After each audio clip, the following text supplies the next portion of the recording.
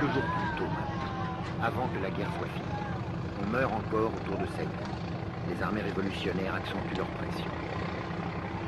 Madame Dong sait qu'elle a gagné, mais d'autres, comme ces jeunes soldats sudistes, continuent à se battre, animés par on ne sait quel espoir. Certains, par la force de l'habitude et la logique de la guerre, d'autres, par crainte de la vie, par la pression.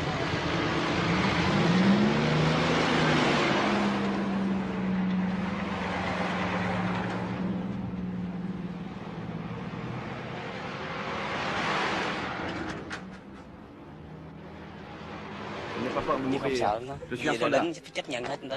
Chúng ta thành một đoàn người hiên ngang trên là trong hát cười đùa vang vắt còn Việt Nam chiều con tim lại còn chiều khối kiêu hùng là giờ nông dân gì chẳng biết lo được.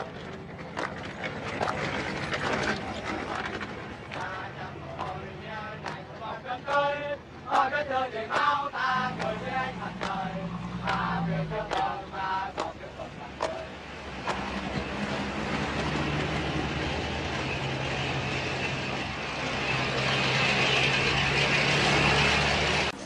Si tout le monde cherche à s'en aller, à s'enfuir, et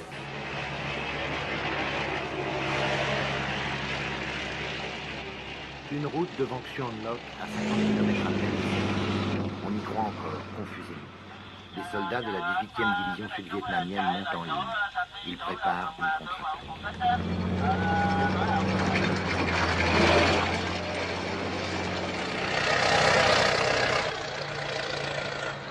Une fortification dérisoire pour tenter de stabiliser un front qui n'existe plus.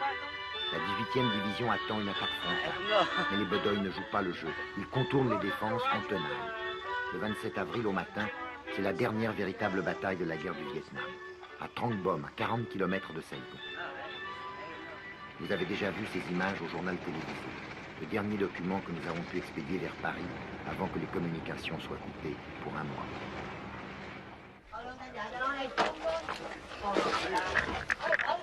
Après Hanoï, un petit village catholique à 12 km de Bien Hoa, un poste militaire et une chicane barrent la route qui mène à Xuang Loc, tombé il y a quelques jours. Christian Hoche du Figaro arrête sa voiture derrière la nôtre. À droite de l'écran, le photographe de l'agence Gamma, Michel Laurent.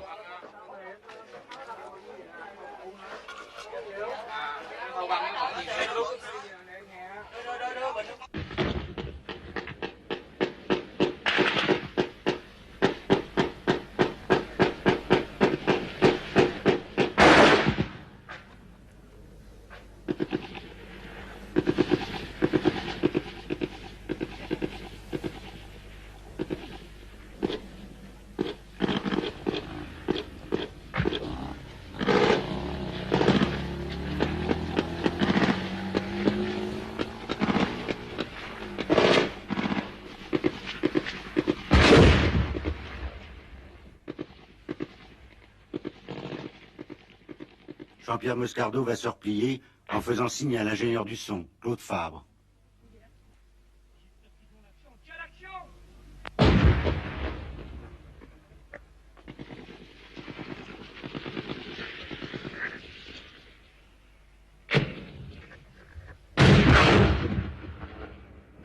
Le pare-brise de notre voiture a été pulvérisé par une rafale.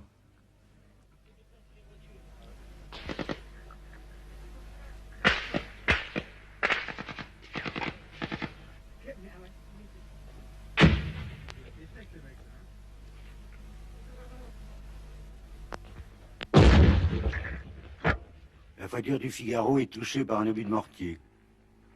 Derrière Fabre qui court, Laurent s'arrête, se retourne. Christian Hoche n'a pas suivi. Les miliciens du village tirent sur les Nord-Vietnamiens qui arrivent. L'un d'eux court à la voiture de nos confrères.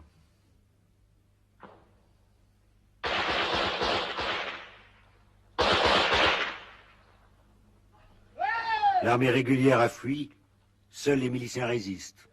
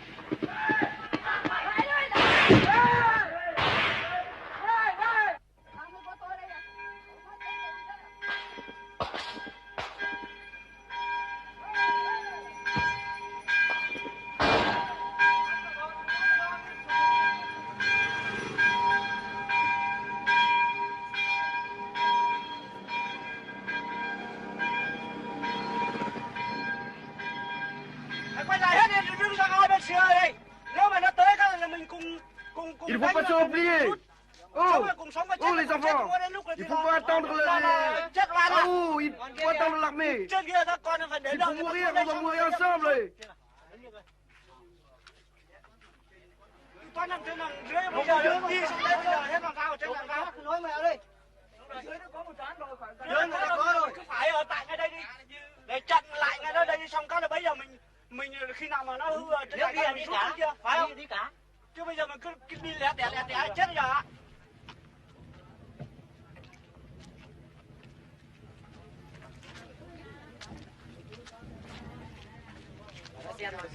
Nó xen vào quãng giữa nó đánh mình, làm sao mình chịu nổi được. On comprend pas. Nên tự vệ làm gì có. Ils sont trop nombreux. Nous n'avions pas d'armes moderne. Khi tụi tôi bắn Nous nó sommes lại obligés de fuir. trong cái chắn kiến xa đó. Thì nó lên thì tụi tôi lại bắn nó lại dạt xuống thì nó tiến lên nhiều quá tụi tôi có ít nên tự vệ thì tụi tôi không có vũ khí.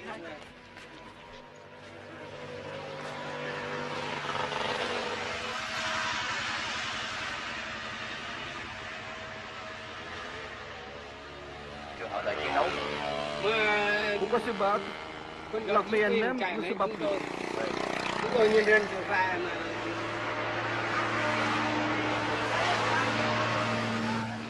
mà chạy mà tiếng gạo chạy đi xuống dưới ăn đi.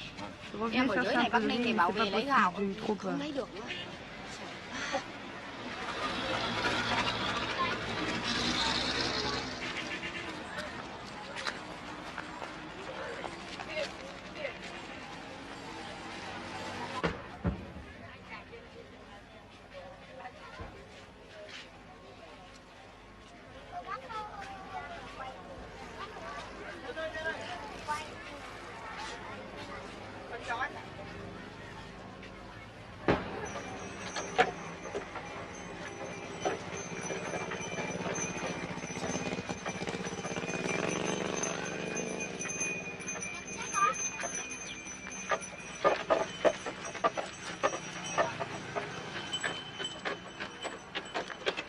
Une autre armée, l'armée infinie des réfugiés.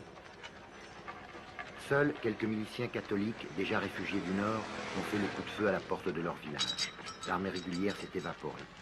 Entre l'armée révolutionnaire et Saigon, il n'y a plus que quelques desperados, rangers ou LF parachutistes.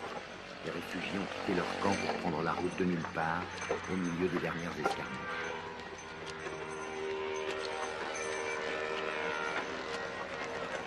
La plupart de ces réfugiés sont des montagnards qui en sont à leur deuxième, à leur troisième ou à leur 10e exode.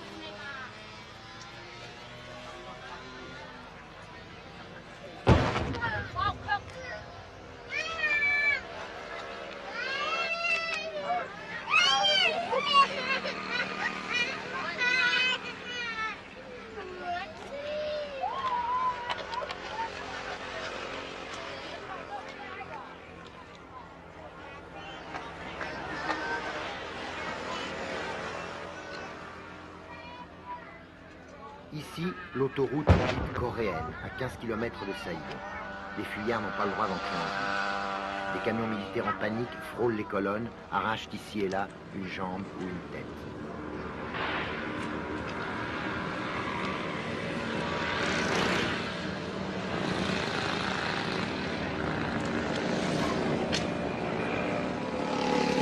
Les réfugiés marchent toujours, sans un mot, avec un courage tranquille qui a stupéfié tous les témoins. Le dernier chaos, les dernières misères de l'interminable guerre qui se termine.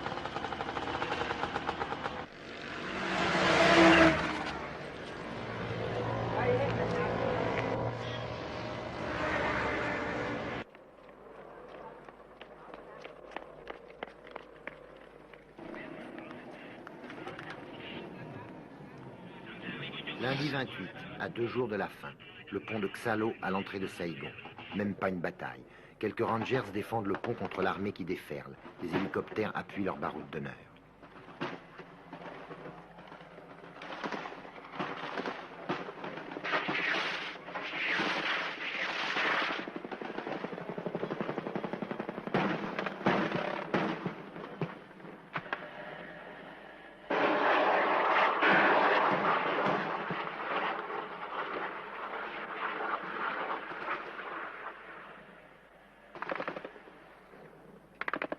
De l'autre côté de la rivière, des silhouettes.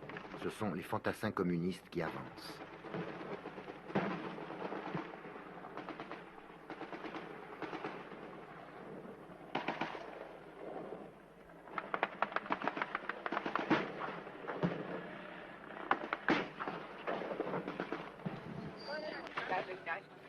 Ne cours plus. Je ne vais pas mourir, n'est-ce pas? Pitié. J'ai trop de sang qui coule. Arrêtez le sang, arrêtez le sang.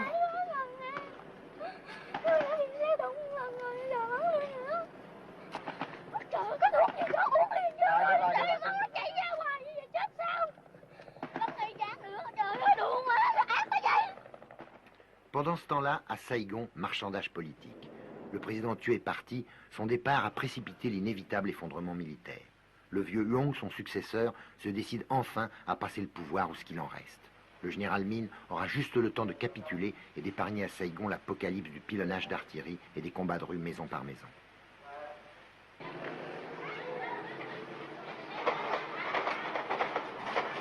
Il est trop tard, bien trop tard pour un compromis politique.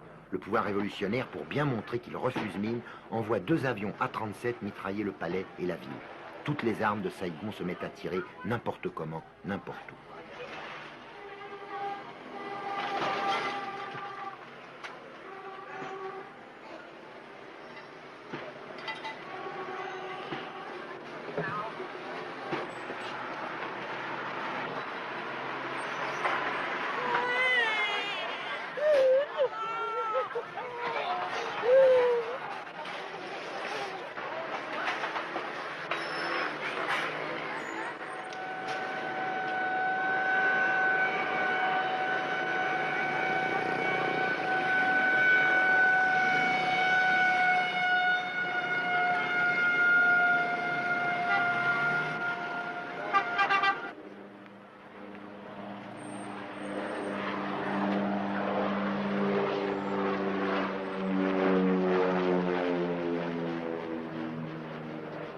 Mardi 29, le commencement de la fin.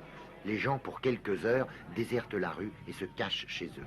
Interdiction de quitter Saïgon, les routes sont coupées. Cũng như tránh mọi sự ngộ nhận đáng tiếc có thể xảy ra. Nếu phần tử bất hảo trộm cướp hoặc gây rối ngoài công lộ, các lực lượng an ninh đã được chỉ thị bắn hạ ngay tức khắc.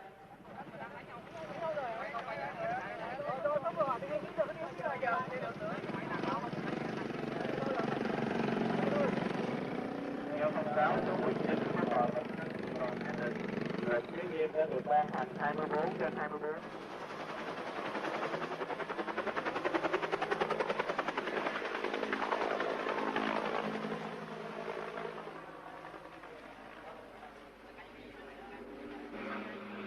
Les Américains, c'est plutôt ceux qui pensent de nous, les Vietnamiens d'abord. Et nous, ils nous considèrent comme des cochons, ni plus ni moins. Ça, c'est sûr. Échapper, enfin, espérons toujours, on a toujours une chance. Il faut toujours espérer, il faut vivre avec l'avenir. Ma famille est coincée ici. La fièvre monte devant l'ambassade américaine où s'entassent des Vietnamiens prêts à tout pour s'embarquer dans les hélicoptères. Pour éviter la honte d'un départ politique à froid, les Américains ont attendu d'avoir les baïonnettes communistes dans le dos. Du coup, la panique est devenue contagieuse, pour beaucoup irraisonnée.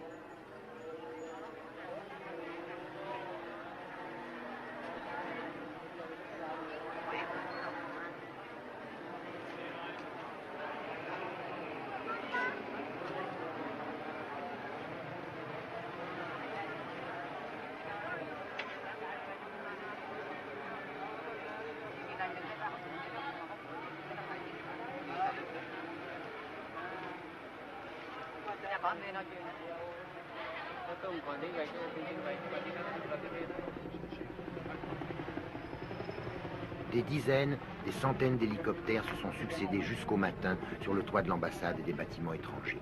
Les élus attendaient leur tour de partir, leur mince fortune dans un petit sac vers les bateaux de la 7e flotte, puis vers Guam et les États-Unis pour quel destin.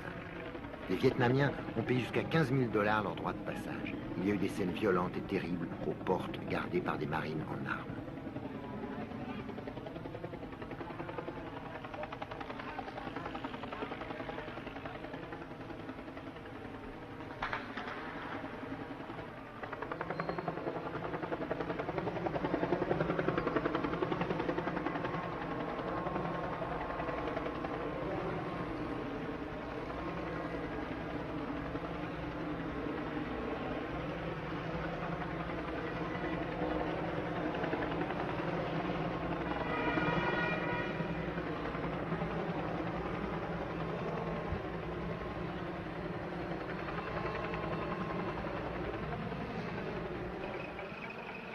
Dans les autobus qui partaient vers Tan Son Nhut, vers les derniers avions, les places étaient chères aussi, seulement pour les Vietnamiens.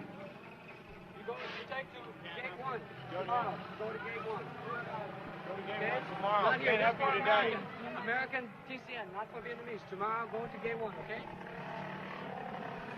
No, I know, but I have to agree. You have to go to gate 1.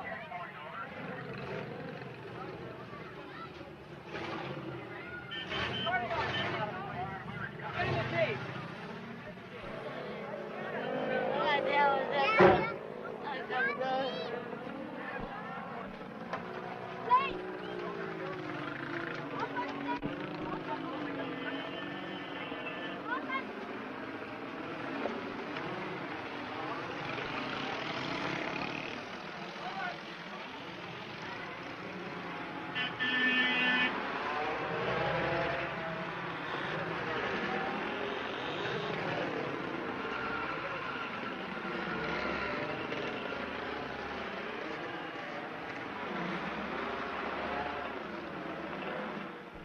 Pourquoi vous partez?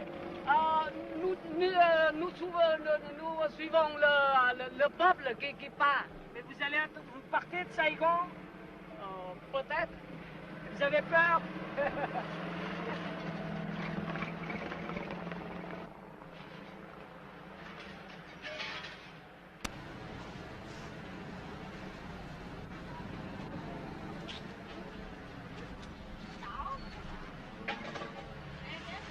Mercredi matin, le dernier hélicoptère n'avait pas encore décollé que le pillage des bâtiments américains commençait. L'ambassade, les PIX, les appartements désertés, tout a été nettoyé, méthodiquement, dans l'ordre, sans cri ni bagarre. Avec ou sans uniforme, soldats et policiers participaient au déménagement. Pas une bride perdue.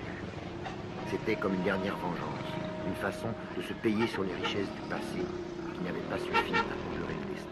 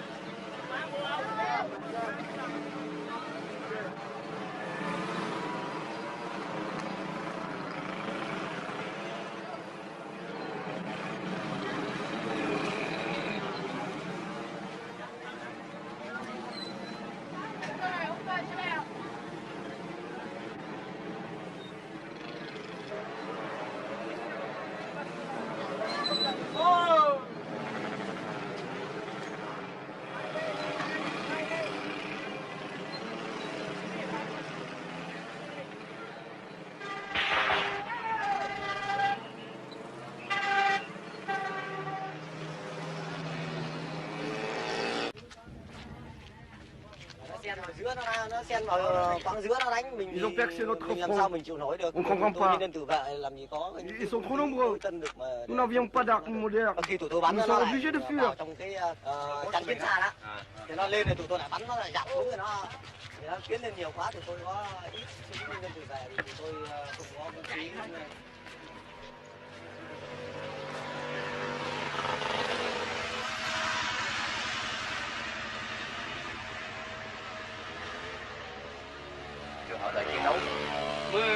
Pourquoi se battre?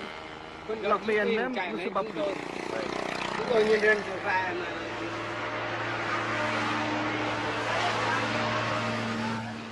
mà chạy mà tiếng gạo chạy đi xuống dưới ăn đi. Em ở dưới này Bắc Ninh thì bảo về lấy gạo không lấy được nữa.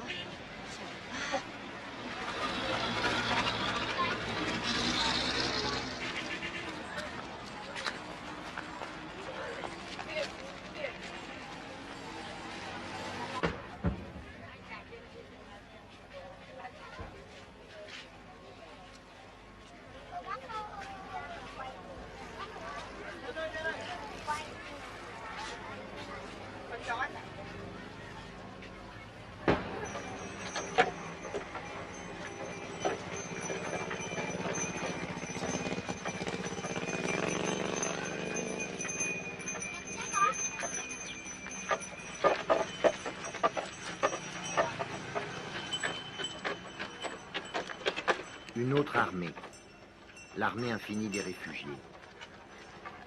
Seuls quelques miliciens catholiques, déjà réfugiés du Nord, ont fait le coup de feu à la porte de leur village. L'armée régulière s'est évaporée. Entre l'armée révolutionnaire et Saigon, il n'y a plus que quelques desperados, rangers ou élèves parachutistes. Les réfugiés ont quitté leur camp pour prendre la route de nulle part, au milieu des dernières escarmouches.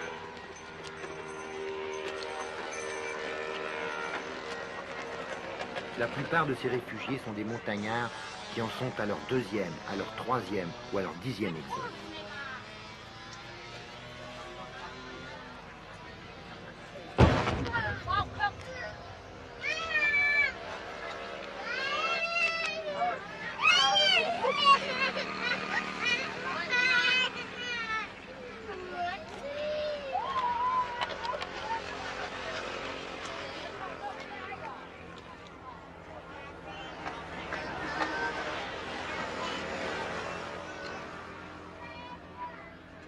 Ici, l'autoroute dite coréenne, à 15 km de Saigon.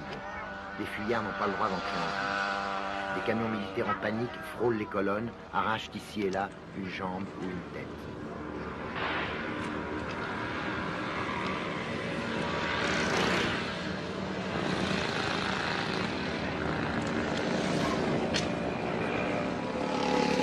Les réfugiés marchent toujours, sans un mot, avec un courage tranquille qui a stupéfié tous les témoins. Le dernier chaos, les dernières misères de l'interminable guerre qui se termine. Chez eux, interdiction de quitter Saigon, les routes sont coupées. Cũng như tránh mọi sự ngộ nhận đáng tiếc có thể xảy ra nếu Phật tử bất hảo trộm cướp hoặc gây rối ngoài công lộ. Các lực lượng an ninh đã được chỉ thị bắn hạ ngay tức khắc.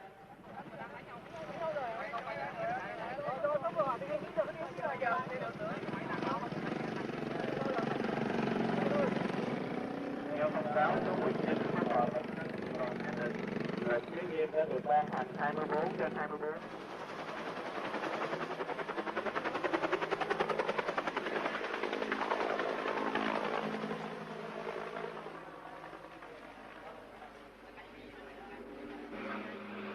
Les Américains, c'est plutôt ceux qui pensent de nous, les Vietnamiens d'abord. Et nous, ils nous considèrent comme des cochons, quoi, ni plus ni moins. Ça, c'est sûr. Échapper, enfin, espérons toujours, on a toujours une chance. Il faut toujours espérer, il faut vivre avec l'avenir. Ma famille est coincée ici. La fièvre monte devant l'ambassade américaine où s'entassent des Vietnamiens prêts à tout pour s'embarquer dans les hélicoptères.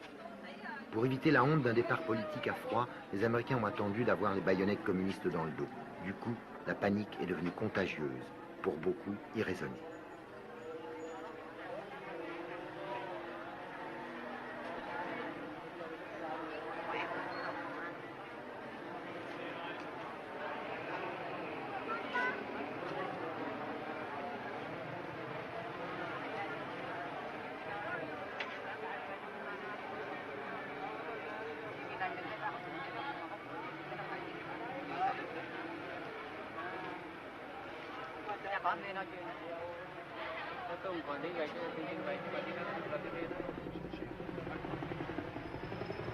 Des dizaines, des centaines d'hélicoptères se sont succédés jusqu'au matin sur le toit de l'ambassade et des bâtiments étrangers. Les élus attendaient leur tour de partir, leur mince fortune dans un petit sac vers les bateaux de la 7e flotte, puis vers Guam et les États-Unis pour quel destin. Les Vietnamiens ont payé jusqu'à 15 000 $ leur droit de passage. Il y a eu des scènes violentes et terribles aux portes gardées par des marines en armes.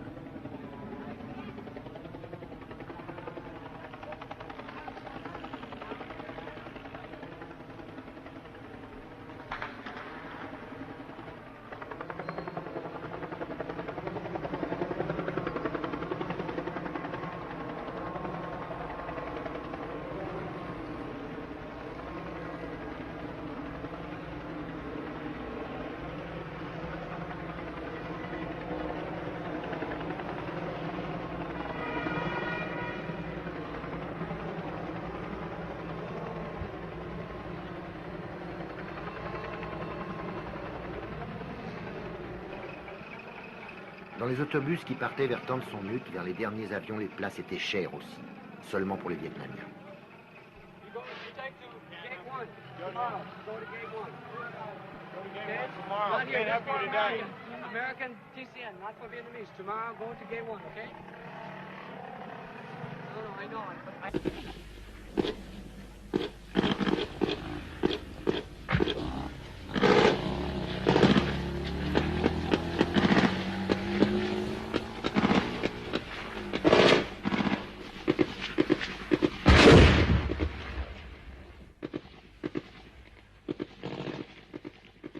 Jean-Pierre Moscardo va se replier en faisant signe à l'ingénieur du son, Claude Fabre.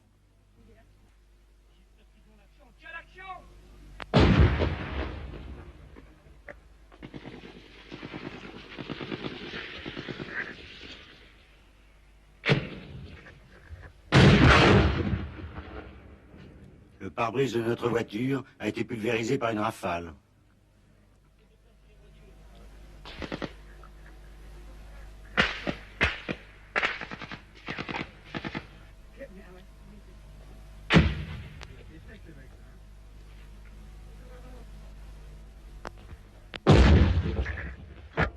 La voiture du Figaro est touchée par un obus de mortier. Derrière Fabre qui court, Laurent s'arrête, se retourne. Christian Hoche n'a pas suivi. Les miliciens du village tirent sur les Nord-Vietnamiens qui arrivent. L'un d'eux court à la voiture de nos confrères.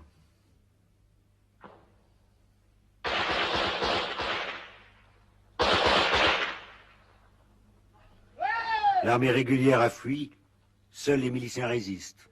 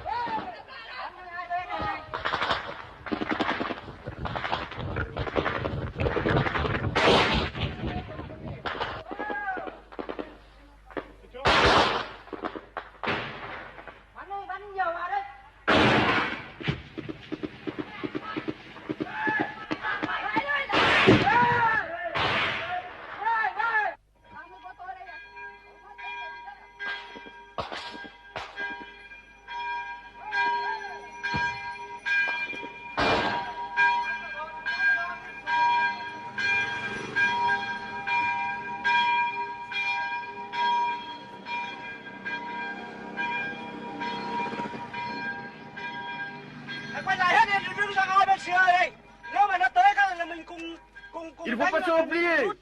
Oh, oh les enfants, il faut pas attendre oh, il faut attendre l'armée. Il faut mourir, on va mourir ensemble.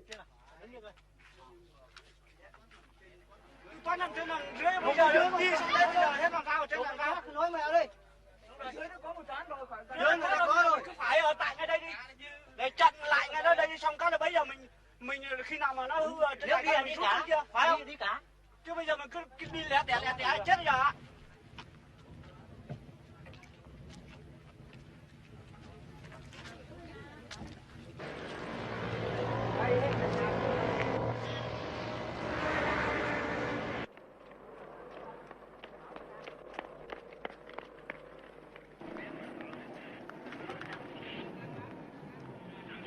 Lundi 28, à 2 jours de la fin, le pont de Xalo à l'entrée de Saïgon.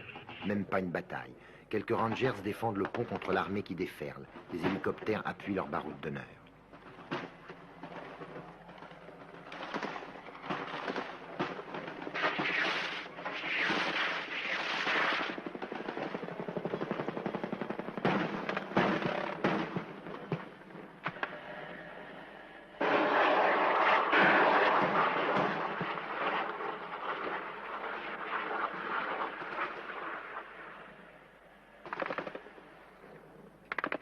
De l'autre côté de la rivière, des silhouettes. Ce sont les fantassins communistes qui avancent.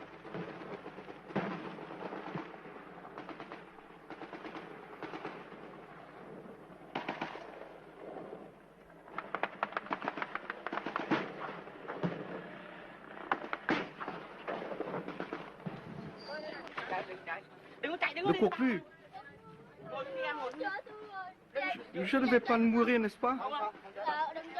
Pitié. J'ai trop de sang qui coule. Arrêtez le sang, arrêtez le sang.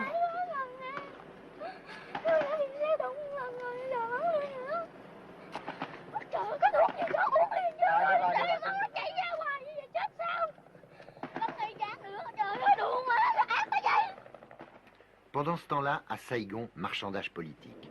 Le président tué est parti, son départ a précipité l'inévitable effondrement militaire. Le vieux Huong, son successeur, se décide enfin à passer le pouvoir ou ce qu'il en reste. Le général Min aura juste le temps de capituler et d'épargner à Saïgon l'apocalypse du pilonnage d'artillerie et des combats de rue maison par maison.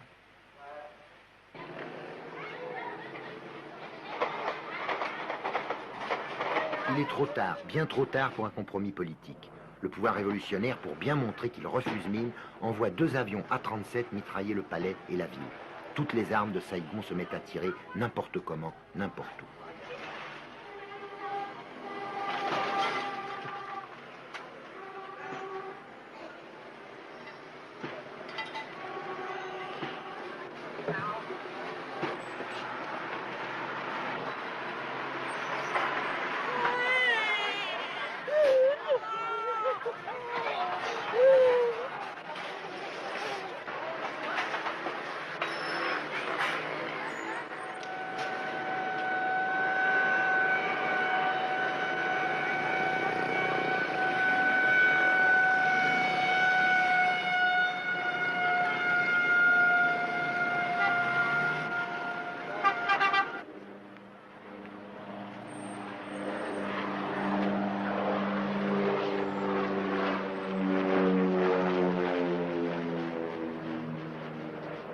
Mardi 29, le commencement de la fin. Les gens, pour quelques heures, désertent la rue et se cachent.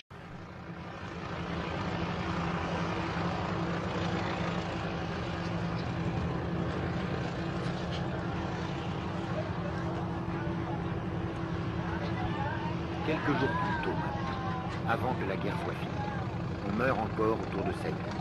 Les armées révolutionnaires accentuent leur pression. Madame Dung sait qu'elle a gagné. D'autres, comme ces jeunes soldats sudistes, continuent à se battre, animés par on ne sait quel espoir. Certains, par la force de l'habitude et la logique de la guerre, d'autres, par crainte de la vie.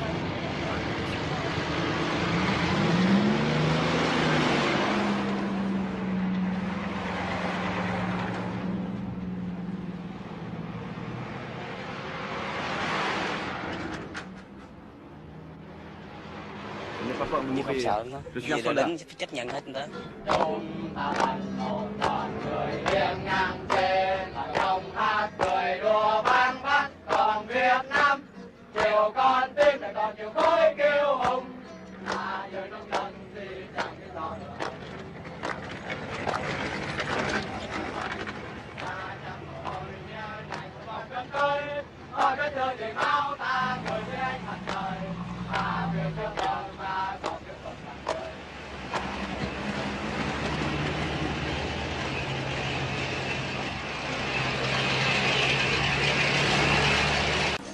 Si tout le monde cherche à s'en aller,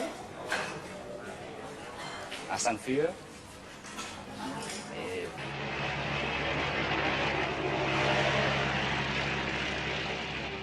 une route devant Xuan-Loc à 50 km à peine.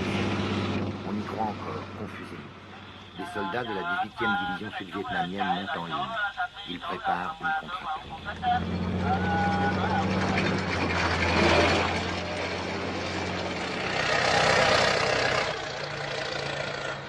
Une fortification dérisoire pour tenter de stabiliser un front qui n'existe plus.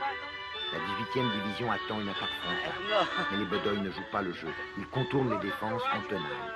Le 27 avril au matin, c'est la dernière véritable bataille de la guerre du Vietnam, à Trang Bom, à 40 km de Saïgon. Vous avez déjà vu ces images au journal télévisé, le dernier document que nous avons pu expédier vers Paris avant que les communications soient coupées pour un mois.